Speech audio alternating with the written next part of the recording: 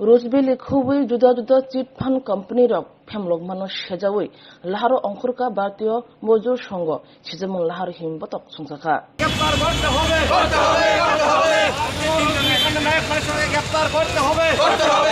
পূর্বে মিশন ডকুমেন্টে বলেছিলেন যে দোষীদের গ্রেফতার সহ দৃষ্টান্তমূলক শাস্তি প্রদান করবেন এবং গরিব শ্রমজীবী মানুষের টাকা আপনারা ফিরিয়ে দেবেন।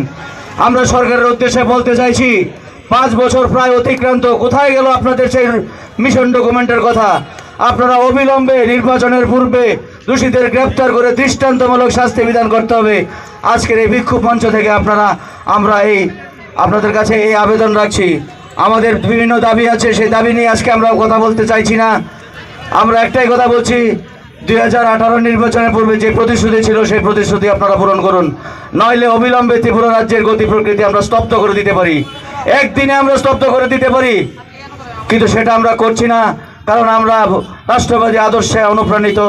সেই ভাবাদর্শকে আমরা পাথেয় করে আমাদের জীবনে আমরা চলাফেরা করি।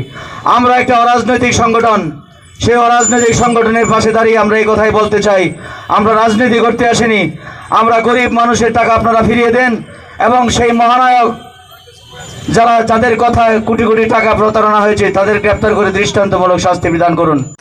আজকে আমাদের মূলত এই উদ্দেশ্য হলো একটাই, আমাদের যে লাখ লাখ ত্রিপুরাবাসীর টাকা যেই রোজবিলি এবং বিভিন্ন চিটফান্ড নামক সংস্থা, যেই সংস্থা মানুষকে উৎসাহিত করেছিল, বিগত দিনের যিনি মুখ্যমন্ত্রী ছিলেন শ্রী মানিক সরকার, উনি মানুষকে উৎসাহিত করেছিল এবং রোজবিলির মঞ্চে উনি ভাষণ দিয়েছিল যে কর্মসংস্থানের ব্যবস্থা হবে, ওইখানে টাকা রাখুন নিরাপদ। কিন্তু মানুষের লক্ষ লক্ষ টাকা, 40 কোটি টাকার উপর, 40,000 কোটি টাকার উপর মানুষের গচ্চা হয়েছে।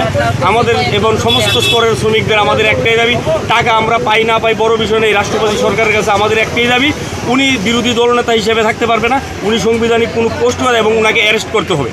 এটা আমাদের মূলত লক্ষ্য। যেহেতু আমরা সমস্ত শ্রমিক, আমরা টাকা না পাই অসুবিধা নেই, কিন্তু জানিয়ে আমাদের টাকা খেয়েছে উনাকে অ্যারেস্ট করতে হবে।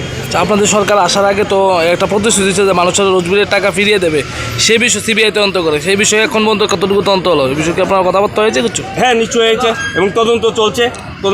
আপনারা বোধ হয়তো বা কিছু পত্রপত্রিকায় পেয়েছেন, সমস্ত জনগণই পেয়েছেন, ইবি টিভি বিশেষ ডাকডুক পড়ছে, সরকারি প্রসেসিং, ওইটা একটু টাইম নেবে। কিন্তু আমাদের দাবি, ওনাকে অতি সত্বর অশোক স্তম্ভ যিনি ব্যবহার করে বিরোধী দলনেতা হিসেবে, এইটা যাতে উনি সরকারি পোস্ট যাতে ব্যবহার না করতে পারে। আপনাদের আজকে মিছিল কোনখান থেকে শুরু হবে? আমরা নাগরজোলা স্ট্যান্ড থেকে শুরু করে আগরতলা পুরাতন মোটর স্ট্যান্ড, যে স্ট্যান্ড, ওইখানে গিয়ে সভাস্থলে সবার সম্পূর্ণ হবে। আপনার নাম? মাম বাবুল ঘোষ। আপনি কি হন? ভারতীয় মজদুর সংঘ পশ্চিম ত্রিপুরা জেলা সেক্রেটারি।